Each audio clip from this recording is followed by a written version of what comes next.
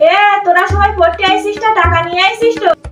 হ্যাঁ ম্যাডাম, নিয়ে এসে এই নেন ম্যাডাম আপনার টাকা। ভাই জানিস কত স্বপ্ন করে নিলাম ওই টাকাটাতে আমি পার্লারে যাবো, একটু বাদাম ভাজা খাবো, একটু ফুচকা খাবো, কিন্তু ম্যাডাম দেরিকে খুব দুঃখ রে। ভাই কষ্ট পাইস না, আমার মাথায় একটা বুদ্ধি আছে। দাঁড়া ম্যাডাম কথা ঠিক, আমি যাবো না তুইও তাই বলবি, আমার সাথে পারবে না, ঠিক আছে? ম্যাডাম জানেন আমার বাড়ির পাশে যে বল্টু আছে না, ও তো সুস্মিতা ম্যাডামের কাজ করে। তাও বলতেন কি যে ওদের সুস্মিতা ম্যাডামটা খুব ভালো দেখতে, আর মাসে 500 টাকা করে দেয় খাবার খাতি। ওদের ম্যাডামের বড়াই করতেন খুব সুন্দর নে। তা আমি বলি আমাদের ম্যাডামও ভালো দেখতি।